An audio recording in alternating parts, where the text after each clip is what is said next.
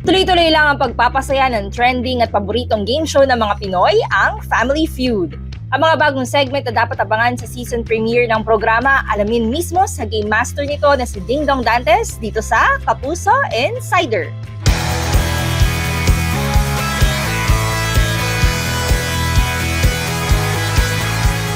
Ngayong buwan ng Mayo, fiesta feels na rin sa Family Feud. Yan ay excited na ibinalita ni Ding Dong sa panayam sa kanya ng GMAnetwork.com. Siyempre dahil it's a new season, bibigyan natin sila ng Piestang Pinoy, the Family Feud style.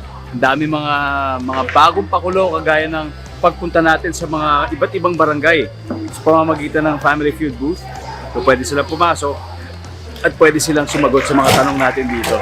So, may camera doon, basta huwag kayong mahiya, sumagot na kayo ng sumagot at pwede rin kayo magpadala ng mga tanong dito, basahin namin live dito habang umi-area ng Family Feud.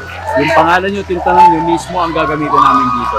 At syempre, higit sa lahat, superstar studded yung mga bisita natin every day. Ayon pa kay Ding Dong, dapat ding abangan na level up na paglalaro ng kids players sa programa. Ang saya kasi talaga pagkasama yung mga bata. Tayo yung kauna-unahang gumawa dito sa Family Feud franchise. At happy tayo na ginagawa na rin sa ibang regions. Grateful naman si Ding Dong sa pagiging host ng Family Feud at araw-araw na maging bahagi ng pagpapasaya sa maraming manonood. Isang biyaya talaga na makasampa sa entabladong ito. At makilala parati yung mga huhusay, magagaling na participants natin araw-araw. At higit sa lahat, yung maging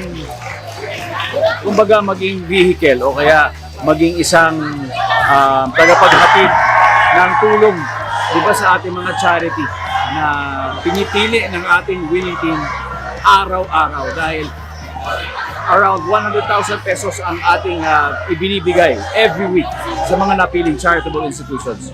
Sa isang hiwalay na interview ng 24 oras, tinanong si Ding Dong tungkol sa pagbibidahan niyang pelikula kasama ang batikan at award-winning actress na si Charo Santos. Speaking of movie with Ma'am Charo, nagsimula na kami, kaya sobrang excited ako dito dahil matagal na talagang naplano ito at isang karangalan talaga na makasama sa screen si Charo Santos. Kaya talagang looking forward ako. Nagpasalamat din si Ding Dong sa pagkilalang ibinigay sa kanila ng misis niyang si Marian Rivera bilang Famous Bida sa Taquilla Awardees. Oh, wow. Hindi ko pa na-process yun, pero wow. Salamat sa Fama sa pagkilala nito. Thank you. Kasi alam niyo, lahat naman ito, lahat ng mga nangyayari, lalo na dun sa pelikulang Rewind, lahat yun bigay mo. Samantala, mensahe naman ni Ding Dong sa loyal viewers ng Family Feud. Ating viewers, maraming salamat at kasama namin kayo parati sa pagsasagot ng ating top answers.